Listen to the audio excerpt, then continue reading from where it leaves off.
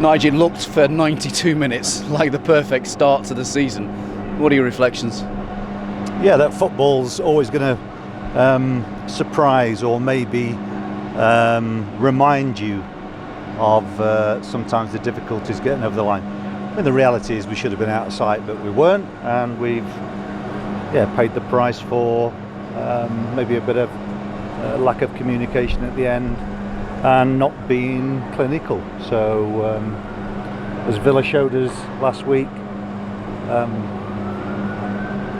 just a few chances, but being able to put teams to bed was the difference. And today we could have been out of sight at half time. You know, we've had some really good chances and spurned them and paid the price at the end. But that's football. And you know, for the most part, I've been pretty pleased with how we approached today. I thought we were the better team. Life.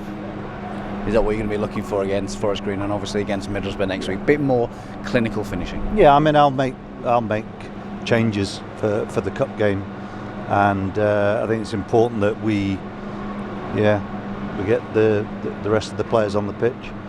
And as I said before the game, we've got we're pretty okay in terms of injuries, so it'll be a chance to get a different side out, and we'll see how we fare going into the next league game.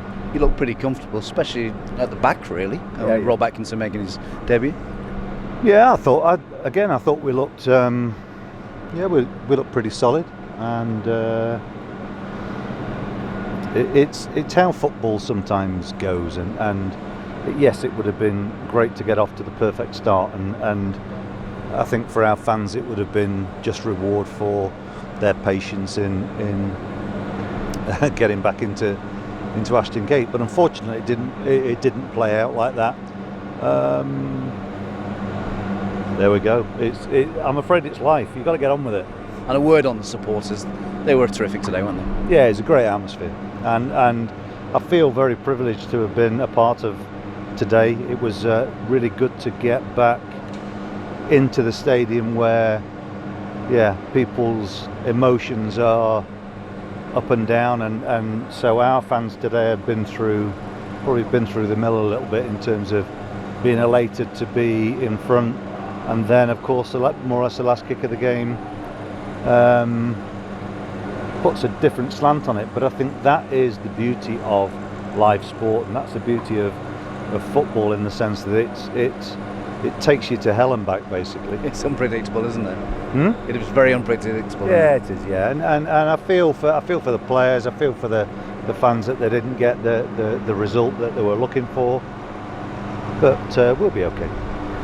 Callum O'Dowda had to come off after 11 minutes. Yeah. Do we know how he is? And he is quite unlucky, isn't he? Yeah, I mean, it was a really good opportunity actually, and if his first touch had been straight, I'm sure it'd have buried the chance. But we'll have to assess that one tomorrow and see how he is, because but you know, when you get contact injuries like that, there's not a lot you can do about that. You gave Alex Scott most of the game, and he got a standing ovation as he walked round. Yeah. Did well for a young man, didn't he?